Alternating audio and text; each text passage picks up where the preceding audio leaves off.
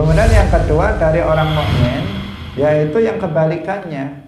Jadi yang sayyi'atuhu itu rajahat ala hasanatihi. Keburukannya mengungguli kebaikannya. Dia mukmin tapi sepanjang hidupnya hanya maksiat saja yang dilakukan. Meninggalkan kewajiban itu yang senantiasa dikerjakan. Nah, orang yang seperti ini nanti di akhirat tentu dia kebaikannya, keburukannya akan mengungguli, akan lebih berat daripada kebaikannya. Orang-orang fasik, ahlul kabair. Bagaimana nasib dia? Orang seperti ini nanti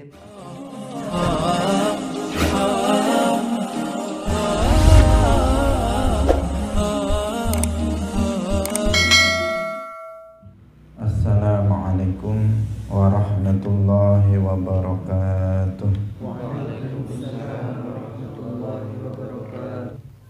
Abda'u bismillahirrahmani wa birrahimi daimil ihsani falhamdulillahil qadimil awwali wal akhiril baqi bila tahawuli summa salatu wassalamu sarmada ala nabi khairi man qad wahada wa alihi wa sahbihi wa man tabi' sabila dinil haqqi ghaira mubtadi' wa ba'du fa'lam bi wujubil ma'rifah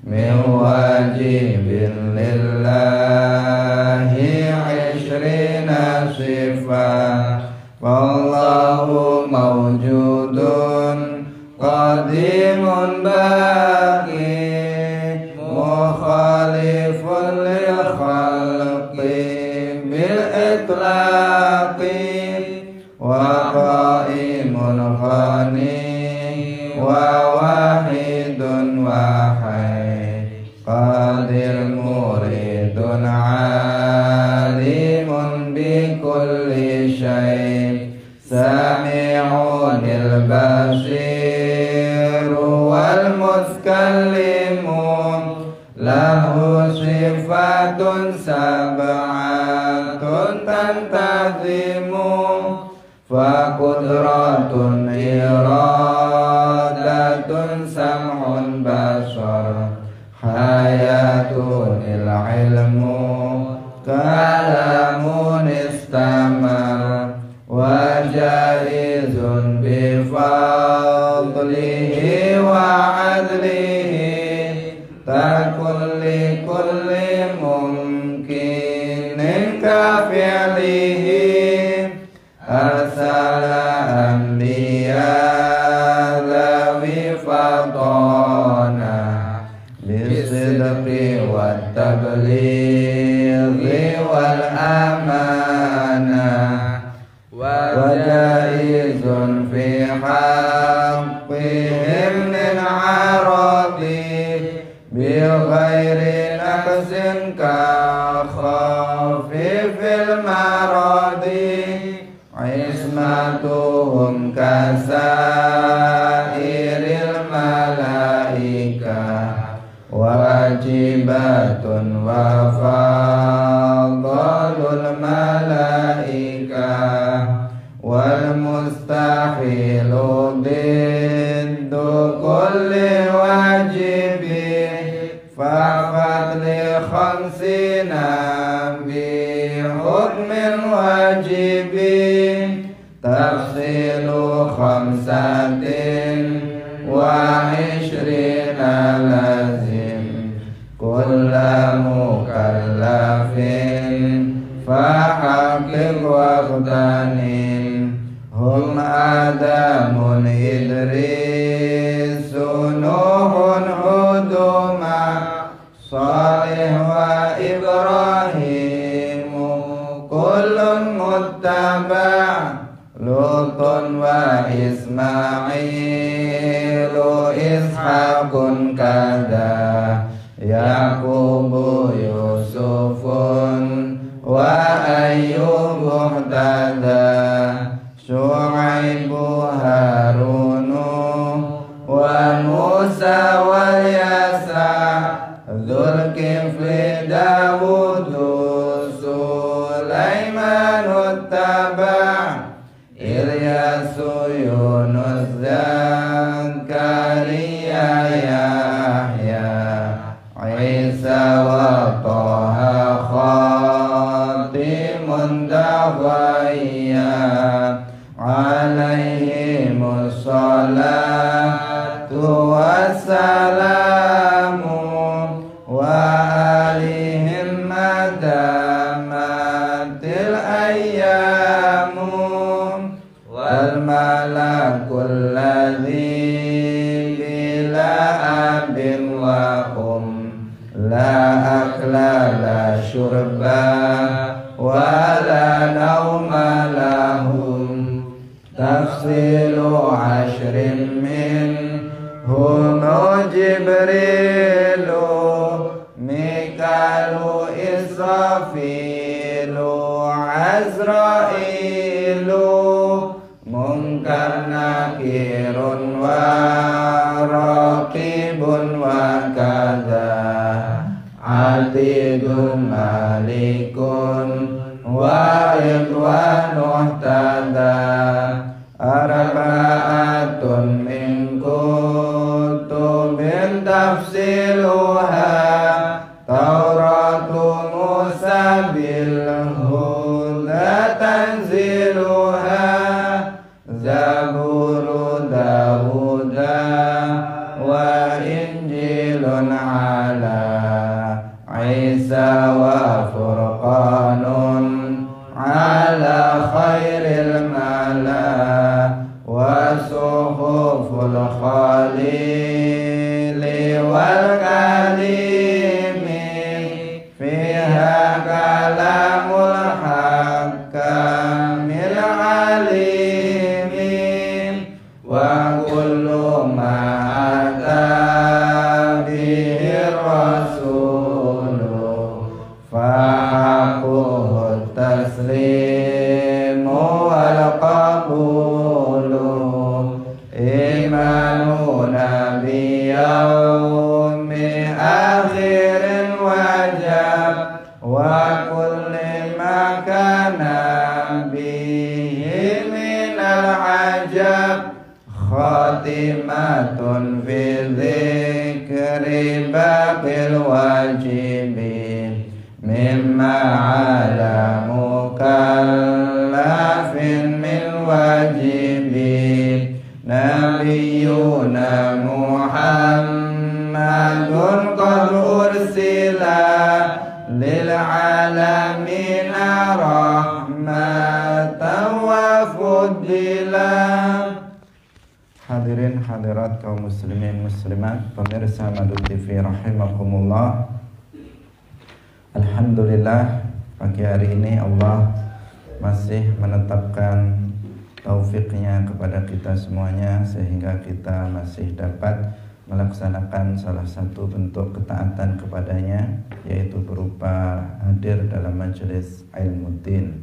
Semoga Allah subhanahu wa ta'ala menerima amal soleh yang kita lakukan ini. Amin ya rabbal alamin.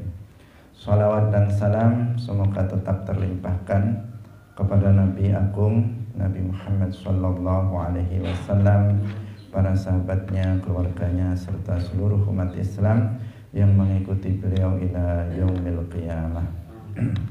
Hadirin hadirat rahimakumullah, mari kita ikhlaskan niat kita lillahi ta'ala. Kita masih dalam pembahasan yaitu tentang hari kiamat. Al-muallif rahimahullahu ta'ala berkata, imanuna biyaumi akhirin wajab wa kulli ma kana bihi minal ajab. keimanan kita pada hari akhir itu hukumnya wajib, dan juga beriman terhadap segala sesuatu keajaiban yang terjadi pada hari kiamat. Telah kita sampaikan beberapa hal yang akan terjadi nanti pada hari kiamat. Kita sampaikan bahwa hari kiamat itu berlangsung selama 50.000 tahun dan akan ada 50 tahapan proses yang harus diikuti, yang masing-masing dari tahapan itu adalah 1000 tahun. Kemarin telah kita sebutkan yang pertama adalah al-ba'tsu, kemudian yang kedua al-hasyru. Nah, yang ketiga adalah al-hisab. Hisab itu apa?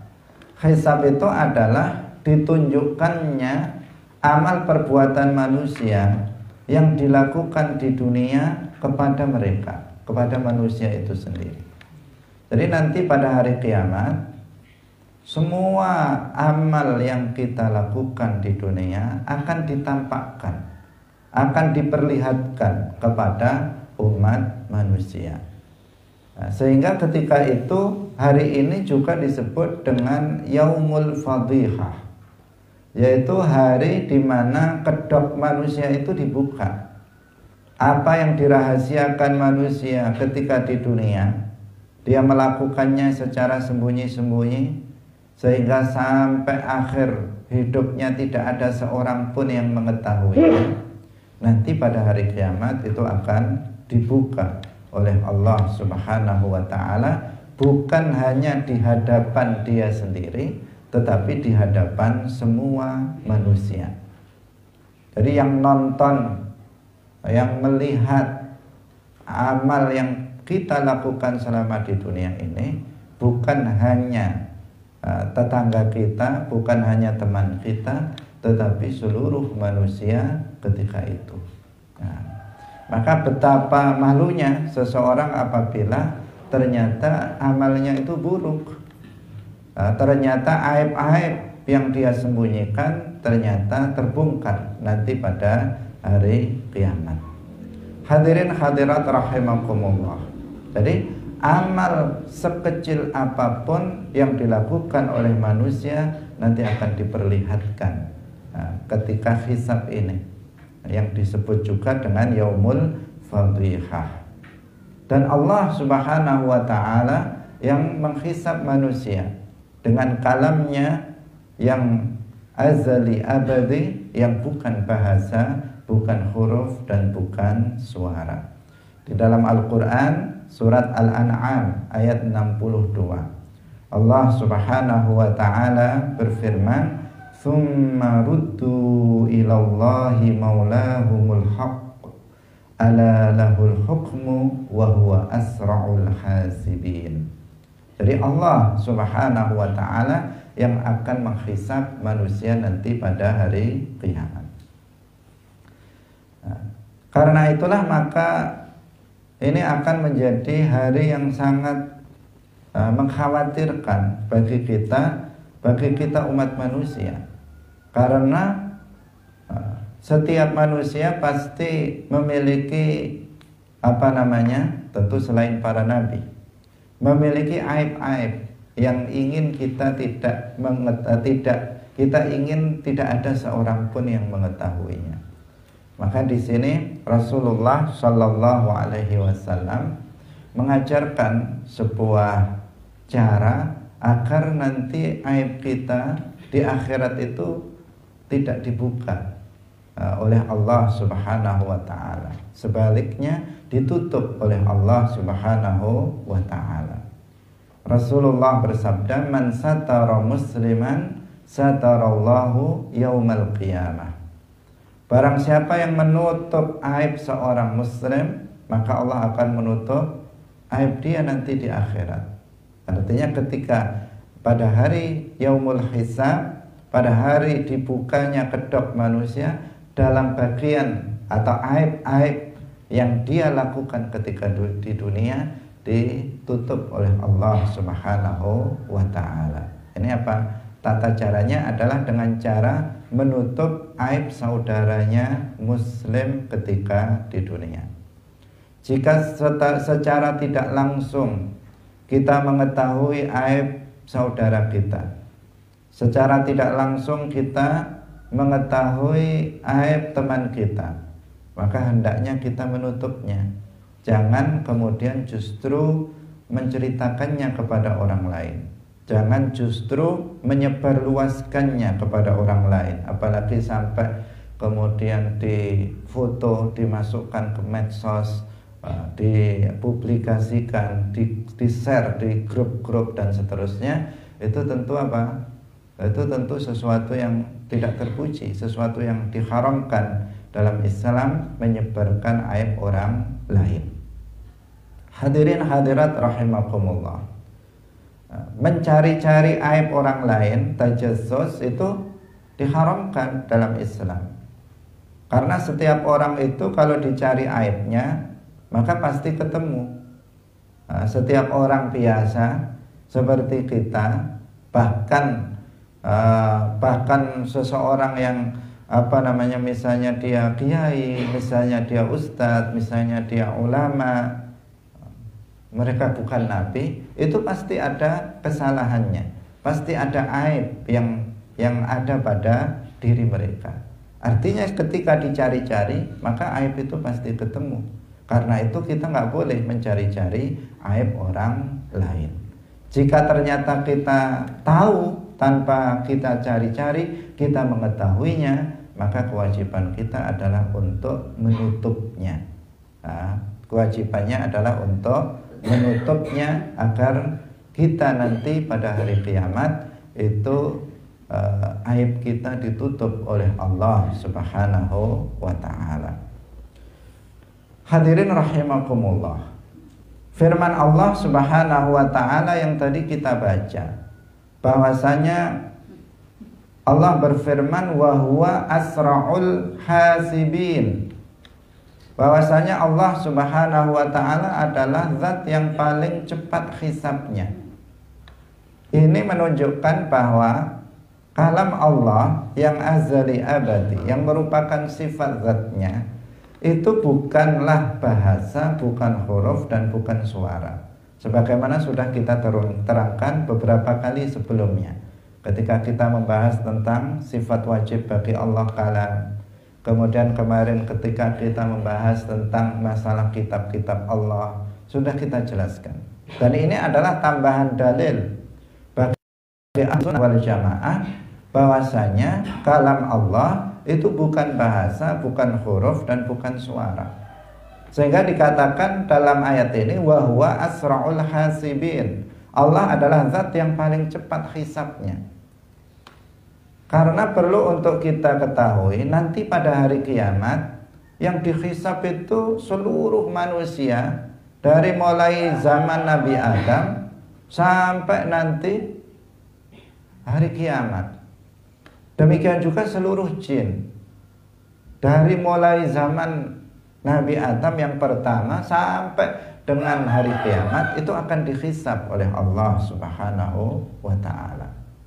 Dan yang dihisab itu bukan hanya perbuatannya saja, dengan pengertian perbuatan zahir, perbuatan badannya saja, tetapi juga ucapannya, tetapi juga perbuatan hatinya. Jadi yang dihisab bukan hanya perbuatan zahir, perbuatan badannya, tangannya, kakinya, tetapi juga perbuatan batin, juga perbuatan yang berupa kata-kata. Kalau kita bayangkan satu orang itu berapa untuk menanyai dari mulai dia balik sampai kemudian dia mati, yang dia ucapkan berapa banyak, yang dia perbuat berapa banyak. Apalagi perbuatan hati yang setiap detik bisa berubah. Tentu sangat banyak dan memerlukan waktu yang sangat panjang. Dan itu kali berapa triliun orang, mulai zaman Nabi Adam sampai zaman akhir, zaman pada hari kiamat. Kemudian juga bukan hanya manusia tetapi juga jin. Ya'juj dan Ma'juj yang dari manusia saja, yang nanti pada menjelang hari kiamat akan keluar, itu saja jumlahnya sangat banyak, berlipat-lipat dibandingkan dengan manusia ketika itu. Hadirin hadirat rahimakumullah. Maka jika kalam Allah itu berupa suara, membutuhkan waktu yang sangat lama. Tidak cukup 1000 tahun. Tidak cukup. Karena apa? Secepat-cepatnya seseorang itu berbicara dengan menggunakan suara, huruf, maka akan memerlukan waktu. Kalau ada orang misalnya ada orang berbicara sangat cepat, tetap butuh waktu. Tetap membutuhkan waktu untuk itu secepat-cepatnya, apalagi yang tidak cepat. Nah, maka ini menunjukkan bahwa Allah Subhanahu wa taala kalamnya bukan bahasa, huruf dan suara, sehingga tidak memerlukan waktu yang lama dalam menghisab umat manusia nanti pada hari kiamat. Hadirin hadirat rahimakumullah. Kemudian yang berikutnya adalah al-mizan. Jadi sesuatu yang terjadi nanti pada hari kiamat, yang berikutnya adalah al-mizan. Mizan itu adalah timbangan yang dipergunakan untuk menimbang amal perbuatan dari manusia nanti di akhirat. Jadi amal perbuatan manusia itu nanti akan ditimbang pada hari kiamat. Nah, timbangannya, para ulama menjelaskan timbangannya mirip dengan timbangan di dunia, dengan pengertian timbangannya ya di tengahnya ada tiangnya, kemudian ada 2 piringan timbangan kanan dan kiri. Yang satu untuk meletakkan amal perbuatan yang baik, dan yang satu untuk meletakkan amal perbuatan yang buruk. Itu nanti akan ditimbang. Nah, yang ditimbang apa? Yang di sini kemarin sudah juga kita jelaskan, para ulama berbeda pendapat dalam masalah ini. Yang ditimbang apanya? Sebagian mengatakan bahwa yang ditimbang itu adalah buku catatan amal. Itu yang ditimbang. Jadi yang ketika dicatat oleh Raqib Atid, buku catatan amal yang baik dan buku catatan amal yang buruk itu yang nanti ditimbang. Buku catatan amal yang baik diletakkan di satu sisi timbangan, piringan timbangan, kemudian yang satu lagi diletakkan di satu piringan timbangan yang lain. Itu menurut sebagian ulama. Sebagian ulama yang lain mengatakan bahwa yang ditimbang itu nanti adalah amal itu sendiri, tetapi setelah dijadikan dalam bentuk jisim. Karena amal ini kan dia arad, dia adalah sifat yang nggak bisa ditimbang. Nah, sehingga sebagian para ulama mengatakan yang ditimbang adalah amal itu, tapi amal itu nanti akan diberupakan sebuah jisim, sebuah benda.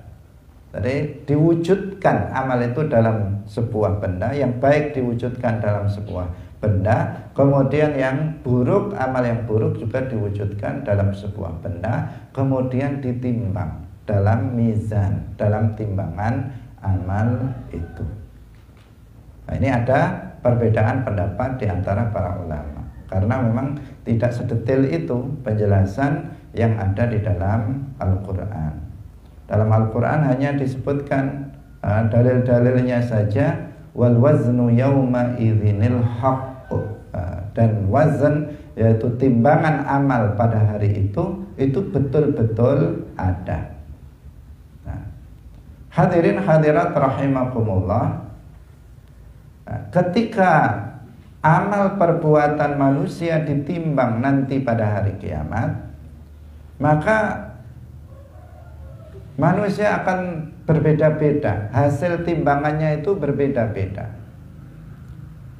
Orang kafir itu tidak memiliki kebaikan satu pun, bahkan setengah pun, mereka secuil pun kebaikan, orang kafir tidak memilikinya. Karena sebagaimana telah kita jelaskan, orang kafir tidak diterima amal solehnya.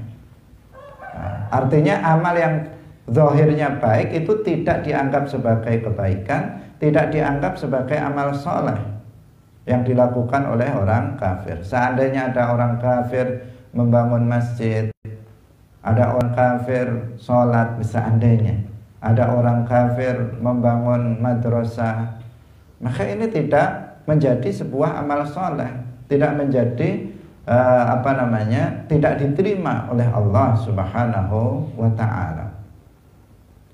Allah Subhanahu wa ta'ala berfirman, "Wa may ya'mal minas solihati min dzakarin aw untha wa huwa mu'min fa ulaika yadkhulunal jannata wa la yuzlamuna naqira." Jadi di sini dikatakan barang siapa yang beramal soleh, baik dia laki-laki maupun perempuan, wa huwa mu'min, syaratnya dia adalah orang mukmin, maka mereka akan masuk surga dan sedikit pun tidak akan dizalimi oleh Allah. Jadi syaratnya apa? Dia mukmin. Kalau dia tidak beriman, maka tidak diterima amalnya tersebut. Kalau dia bukan orang mukmin, bukan muslim. Al-Imam Al-Ghazali rahimahullah mengatakan, la tasihhul ibadatu illa ba'da ma'rifatil ma'bud. Tidak sah suatu ibadah kecuali setelah mengenal zat yang disembah, yaitu Allah Subhanahu wa ta'ala. Artinya setelah beriman kepada Allah Subhanahu wa ta'ala. Nah ini, jadi orang kafir mereka tidak memiliki kebaikan sama sekali. Jika mereka melakukan kebaikan, maka fayut'amu bihasanatihi fid dunya, wa amal kafir fayut'amu bihasanatihi fid dunya hatta idza afdha ilal akhirah falaisa lahu minha nasib. Orang kafir itu diberi makan, artinya dia sudah diberi nikmat dengan kebaikan yang dilakukannya di dunia. Jadi di dunia kalau dia berbuat baik kepada tetangganya, berbuat baik yang artinya yang zahirnya itu berupa kebaikan kepada temannya, nah, maka perbuatan itu sudah dibalas oleh Allah di dunia. Dengan dia diberi makan, diberi minum, diberi kesehatan, itu adalah balasan kebaikan untuk dia di dunia, dan itu sudah lebih dari cukup. Nah, sehingga hatta ketika nanti sampai di akhirat, falaisa lahu minha nasib, dia tidak memiliki bagian sedikit pun dari kebaikan yang pernah dia lakukan di dunia, yang zahirnya berupa kebaikan, tetapi itu bukan merupakan kebaikan bagi dia indallah, menurut Allah Subhanahu wa ta'ala. Hadirin hadirat rahimakumullah, sehingga orang kafir ketika amalnya itu ditimbang, berarti piringan timbangan yang satu kosong, nggak ada diletakkan apa. Yang satu yang tempat yang buruk, kebaikan, amal keburukan itu penuh. Sementara amal tempat piringan timbangan yang untuk menempatkan kebaikan itu kosong. Kosong belum. Sehingga apa? Ya jelas langsung kalau timbangan yang satu kosong, yang satu penuh, ya langsung dia langsung berat yang buruk, dan dia pertanda dia masuk neraka selama-lamanya. Dia langsung masuk ke dalam neraka selama-lamanya. Ini bagi orang yang kafir. Sementara orang mukmin pasti memiliki kebaikan. Orang mukmin, orang yang mati dalam keadaan muslim, mukmin, maka dia pasti memiliki kebaikan sekecil apapun. Pasti dia memiliki kebaikan. Karena ketika dia mengatakan la ilaha illallah Muhammadur Rasulullah, itu saja sudah kebaikan. Iman itu saja sudah merupakan kebaikan yang sangat besar. Bahkan kunci dari kebaikan yang paling mendasar, yang yang menjadikan kebaikan-kebaikan yang lainnya diterima oleh Allah Subhanahu wa ta'ala. Maka seorang muslim, seorang mukmin pasti punya kebaikan. Seburuk-buruk apapun seorang mukmin, dia punya kebaikan. Misalnya sepanjang hidupnya selalu bermaksiat, selalu meninggalkan kewajiban, tapi dia mukmin, maka pasti dia memiliki kebaikan. Maka seorang muslim nanti pada hari kiamat, ketika amalnya ditimbang, itu terbagi menjadi 3. Nah, yang pertama, kebaikannya lebih banyak daripada keburukannya. Ketika ditimbang, kan tadi selalu punya kebaikan, berarti timbangannya itu selalu ada isinya. Cuman masalahnya isinya banyak atau isinya sedikit. Mana yang lebih banyak dari kebaikannya atau keburukannya? Yang pertama, ketika ditimbang, amal kebaikannya lebih banyak dari keburukannya. Jadi hasanatuhu itu rajahat ala sayyiatihi. Kebaikan-kebaikannya itu mengungguli keburukan-keburukannya. Mereka seperti para nabi, mereka seperti para wali, orang-orang soleh, itu kebaikannya mengungguli keburukannya. Kalau para nabi justru nggak ada keburukan-keburukannya, semuanya penuh dengan kebaikan-kebaikan. Maka di sini apa yang terjadi? Yang terjadi kebaikannya jauh lebih unggul daripada keburukannya, maka mereka akan masuk surga bila azab. Mereka akan masuk surga tanpa azab. Jika ada dosa-dosa kecil, dosa-dosa itu diampuni oleh Allah Subhanahu wa ta'ala, karena kebaikannya melebihi keburukannya. Ini yang pertama dari orang mukmin. Kemudian yang kedua dari orang mukmin, yaitu yang kebalikannya. Jadi yang sayyi'atuhu itu rajahat ala hasanatihi. Keburukannya mengungguli kebaikannya. Dia mukmin tapi sepanjang hidupnya hanya maksiat saja yang dilakukan. Meninggalkan kewajiban itu yang senantiasa dikerjakan. Nah, orang yang seperti ini nanti di akhirat tentu dia kebaikannya, keburukannya akan mengungguli, akan lebih berat daripada kebaikannya. Orang-orang fasik, ahlul kabair. Bagaimana nasib dia? Orang seperti ini nanti tahta masyiatillah.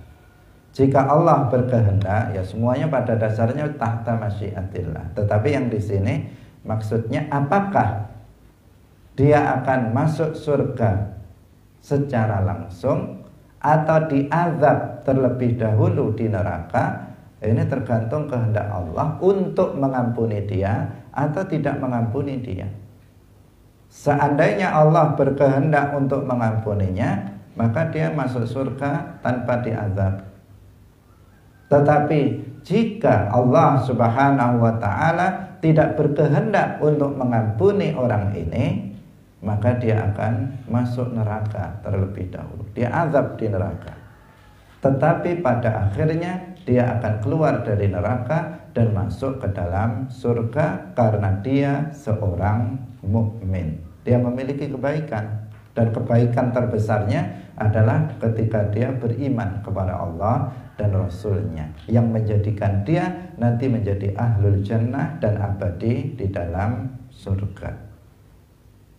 Hadirin hadirat kaum muslimin muslimat rahimakumullah. Kemudian kelompok yang ketiga. Kelompok yang ketiga ini apa? Istawat sayyi'atuhu wa hasanatuhu. Sama, kebaikan sama keburukan itu sama. Ketika ditimbang itu ya nggak kesini, nggak kesini. Dia tetap begini. Kenapa? Karena keburukan dan kebaikannya itu seimbang, sama persis. Sehingga tidak tidak jatuh ke kanan atau jatuh ke kiri, tetapi dia berimbang. Nah, mereka disebut sebagai ashabul a'raf. Nah, mereka disebut sebagai ashabul a'raf. A'raf itu adalah pagar surga. Kenapa disebut ashabul a'raf? Karena mereka nanti itu tidak akan masuk neraka, tetapi mereka akan menunggu di pagar surga. Mereka akan menunggu di pagar surga sampai seluruh penduduk surga masuk ke dalam surga. Setelah seluruh penduduk surga masuk surga, baru ashabul a'raf ini masuk ke dalam surga.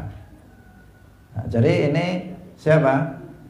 Ini ashabul a'raf. Jadi orang-orang soleh, orang-orang para aulia, para anbiya, semua orang-orang soleh sudah masuk ke dalam surga, baru dia masuk ke dalam surga. Ini siapa? Ini ashabul a'raf, orang-orang yang kebaikannya itu sama dengan keburukannya. Hadirin hadirat rahimakumullah. Nah, tetapi berulang-ulang kita sampaikan, jangan kemudian seseorang kemudian berprinsip yang nomor 3 ini di dunia. Artinya dia menghitung sendiri, wah saya ingin menjadi ashabul a'raf. Nah, setiap hari dia melakukan dua-duanya. Setelah dia melakukan keburukan, kemudian dia melakukan kebaikan. Setelah melakukan kebaikan, melakukan keburukan. Pokoknya dia punya buku catatan amal dia sendiri, misalnya. Dia punya buku khusus harian, mana baik dicatat, kemudian melakukan keburukan, kebaikan, keburukan dihitung sendiri. Tidak bisa seseorang berprinsip seperti itu. Kenapa? Karena kalau keburukan sudah pasti keburukan, tetapi kebaikan belum tentu menjadi kebaikan indallah. Sesuatu yang zahirnya itu baik belum tentu itu dicatat sebagai sebuah amal kebaikan. Misalnya amal kebaikan seseorang sholat, itu kan amal soleh yang paling utama. Tetapi kalau seseorang dalam sholatnya itu tidak ikhlas, apakah menjadi amal soleh? Tidak, bahkan justru dosa. Kalau dia kemudian sudah dicatat sebagai dalam kolom kebaikan, ternyata malaikat mencatat dalam kolom keburukan, bagaimana? Berarti salah hitung. Nanti jadinya apa? Jadinya akan lebih berat keburukannya dari kebaikannya. Maka bagi kita harus berusaha untuk menjadi orang yang nanti kebaikan-kebaikannya itu lebih banyak daripada keburukan-keburukannya. Hadirin hadirat rahimakumullah. Jadi seperti itulah timbangan amal nanti. Semua akan ditimbang amalnya. Dalam Al-Quran yang tadi kita baca disebutkan wal waznu yawma idzinil haqq fama thaqulat mawazinuhu faulaika humul muflihun. Nah, dan timbangan amal itu betul-betul ada pada hari itu, yaitu pada hari kiamat. Barang siapa yang timbangan amal kebaikannya itu thaqulat, artinya berat, maka mereka adalah orang-orang yang beruntung. Orang yang timbangan kebaikannya itu lebih berat daripada timbangan keburukannya, maka dia orang yang beruntung karena dia akan masuk ke dalam surga. Hadirin hadirat rahimakumullah. Kemudian yang berikutnya yang wajib kita imani terkait dengan hari kiamat adalah tentang adanya as-sawab wal azab, yaitu tentang adanya pahala dan siksa.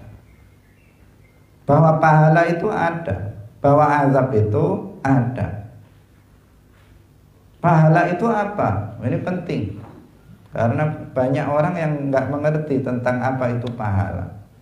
Sehingga ketika diiming-iming pahala, dia nggak bergerak sama sekali untuk melakukan amal soleh. Tapi kalau diiming-iming duit, cepat sekali dia bergerak. Sehingga ada sebagian kepala daerah, barang siapa yang mau sholat jamaah akan diberi uang, beri bantuan. akhirnya masjidnya ramai. Nah, karena apa? Diberikan iming-iming uang. Tetapi ketika diberi iming-iming pahala bahwa Allah akan menjamin surga bagi orang yang melaksanakan sholat 5 waktu dengan sempurna, maka Allah akan menjaminnya dengan surga. Allah menjanjikan kepada dia surga, disebutkan dalam sebuah hadis. Itu adalah pahala. Tapi apa? Dia tidak bergerak. Dia tidak tidak melakukannya, tetap tidak melakukannya. Ditakut-takuti dengan siksa, tidak melakukannya. Dijanjikan dengan pahala, dia tetap tidak melakukannya. Ketika dijanjikan dengan sembako, dengan uang, dia buru-buru melakukannya. Itu menunjukkan apa? Menunjukkan dia tidak mengerti tentang pentingnya pahala. Dan bahkan mungkin dia tidak memahami apa itu pahala. Hadirin hadirat rahimakumullah. Pahala itu adalah balasan, al-jaza. Balasan yang diberikan kepada seseorang atas amal soleh yang dilakukan berupa balasan yang menyenangkan. Mimma yasurruhu, sesuatu yang menyenangkan. Jadi balasan menyenangkan, balasan menggembirakan yang akan diberikan oleh Allah kepada seorang hamba atas amal soleh yang dilakukannya di dunia. Jadi nanti pada hari kiamat itu baru seseorang itu akan seseorang itu akan mendapatkan pahala ini. Jadi pahala ini memang akan dirasakan, didapatkan oleh manusia nanti pada hari kiamat. Sekarang antara orang yang sholat dan yang tidak sholat itu terlihat sama-sama saja, sama-sama bisa makan, sama-sama bisa minum, sama-sama sehat, sama-sama punya rezeki, sama dari sisi di dunia ini. Sepintas tidak ada perbedaan kalau dilihat secara zahir antara orang yang rajin belajar, rajin hadir dalam majelis ilmu dengan orang yang nggak pernah hadir dalam majelis ilmu. Sepintas nggak ada perbedaan di dunia ini. Tetapi di akhirat nanti akan terlihat sangat beda, akan terlihat sangat beda antara orang-orang yang banyak berbuat amal soleh dan antara orang yang jarang atau tidak melakukan amal soleh. Orang-orang yang ketika di dunia banyak melakukan amal soleh, maka dia akan mendapatkan balasan yang menyenangkan. Dia akan gembira, dia akan senang. Kenapa? Karena dia akan mendapatkan sesuatu yang menyenangkan nanti di akhirat. Sementara orang-orang yang orang-orang yang tidak pernah atau jarang melakukan amal soleh, mereka menderita, mereka akan susah ketika itu pada hari kiamat. Ya. Jadi pahala yang menyenangkan, balasan menyenangkan nanti di akhirat, itulah yang disebut dengan pahala. Jadi pahala itu akan dirasakan oleh manusia ketika nanti pada hari kiamat. Misalnya ketika seseorang dibangkitkan dari dalam kuburnya, dia dalam keadaan berpakaian lengkap, beralas kaki, bertutup kepala. Itu namanya pahala. Yang lain telanjang bahkan diseret seperti orang-orang kafir. Sementara dia berpakaian lengkap. Itu namanya pahala. Bahkan berkendaraan. Ketika seseorang itu kebingungan, panas, bahkan tenggelam oleh air keringatnya sendiri, sedangkan dia mendapatkan naungan arasy Allah sehingga dia tidak merasa kepanasan. Itu namanya pahala. Ketika seseorang itu dihisab dengan sangat berat, sementara dia dihisab dengan mudah, bahkan aib-aib dia ditutup oleh Allah Subhanahu wa ta'ala. Itu namanya apa? Pahala. Ketika dia melewati sirat yang sangat membahayakan, insya Allah akan kita ceritakan nanti, yang sangat membahayakan, orang terpeleset-peleset bahkan jatuh ke neraka, sementara dia justru terbang di udara sirat. Itu namanya apa? Pahala. Masuk ke dalam surga itu adalah pahala. Nikmat-nikmat yang akan dia dapatkan di dalam surga, itulah pahala namanya. Nah, bisa dipahami ya. Pahala itu tuh balasan yang menyenangkan yang akan Allah berikan kepada seseorang atas amal soleh nanti pada hari kiamat. Nanti pada hari kiamat. Itulah pahala. Karena itu di dunia ini tidak terlihat secara zahir, tidak terlihat antara orang yang banyak beramal soleh dan antara orang yang tidak beramal soleh. Hadirin hadirat rahimakumullah, nanti di akhirat baru akan terlihat. Hadirin hadirat rahimakumullah, pemirsa Madu TV yang berbahagia, kita wajib meyakini adanya pahala ini, bahwa pahala itu ada. Karena dengan seperti itu maka seseorang itu akan berbuat amal soleh sebanyak-banyaknya. Semakin banyak pahala yang kita kumpulkan, maka semakin senang dan bahagia kita nanti di akhirat. Semakin sedikit amal soleh yang kita lakukan di akhirat nanti, berarti semakin sedikit pahala yang kita kumpulkan, maka semakin susah nanti kita di akhirat. Maka carilah pahala sebanyak-banyaknya, dan Allah Subhanahu wa ta'ala itu memudahkan bagi manusia untuk mencari pahala. Karena apa? Amal perbuatan sedikit itu diberi pahala oleh Allah sangat banyak, berlipat-lipat ganda. Jadi itu yang apa, mudahnya seseorang itu sebenarnya di dalam apa? Mencari pahala. Ada seseorang hadir dalam majelis ilmu seperti ini, berulang-ulang kita kita sampaikan sebagai penyemangat. Kata Nabi apa? La anta ghduwa ya Aba Dzarrin, la anta ghduwa wa tata'allama baban minal ilmi khairun laka min an tusalliya alfa raq'ah. Wahai Aba Dzar, kalau kamu keluar dari rumah untuk belajar satu bab ilmu agama, maka itu lebih baik dari kamu sholat sunnah 1000 rakaat. Bayangkan, hadir dalam majelis ilmu seperti ini, pahalanya begitu besar. Padahal kita cuma 1 jam, tapi pahalanya seperti orang, bahkan lebih baik dari orang sholat sunnah 1000 rakaat. Hadirin hadirat rahimakumullah.